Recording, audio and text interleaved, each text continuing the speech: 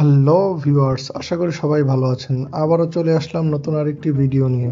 আমি সব কাজে একটু অতিরিক্ত ফাস্ট, তাই আমার প্রায় ভিডিও একটু লেটেই আসে। যাই হোক, 16ই ডিসেম্বর বন্ধের দিন বাসায় বসে বসে বোরিং হচ্ছিলাম, তাই হঠাৎ করেই মাথায় একটি আইডিয়া আসে, যা কয়েকদিন ধরেই আমার চোখের সামনে ঘুরপাক খাচ্ছে। আর তা হচ্ছে বিফ স্টিক।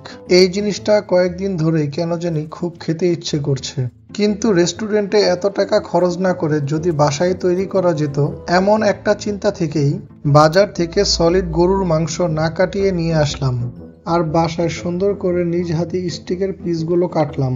আর যেহেতু একটু রেস্টুরেন্ট স্টাইলে খাওয়ার ইচ্ছা ছিল, তাই অনলাইনে এর রেসিপি নিয়ে গবেষণা করার পর মাথায় ফার্স্ট ক্লাস বুদ্ধি আসলো, নিজের মতনই রান্না করব। তাই মোটামুটি ঘরোয়া মশলাপাতি নিয়ে বসে পড়লাম মাখামাখি করতে। আর মাখামাখি শেষে প্যানে বাটার ও অয়েল দিয়ে আলাম রসুন হালকা একটু থেতলে সাথে আদা কুচি ও ধনেপাতা ও পুদিনা পাতা দিয়ে গরম তেলে ছেড়ে দিলাম। এতে করে তেলে ভালো একটা ফ্লেভার আসবে।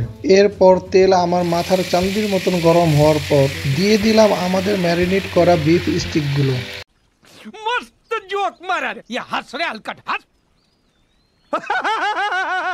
বাকিটা ভাই আপনারা নিজ দায়িত্বেই দেখে নেন, আর বলতে পারছি না। এর সাথে একটা সবজিও তৈরি করেছিলাম। চুলায় রান্না কমপ্লিট হতে হতে এর ফাঁকে আমি মিয়োনিজ তৈরি করে খাবার পরিবেশনের জন্য প্রস্তুতি নিচ্ছিলাম।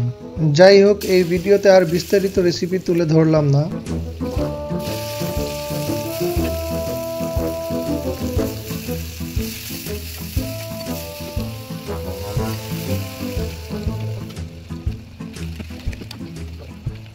এবার আমি কাটিং টু ফিটিং করে একটু টেস্ট করি।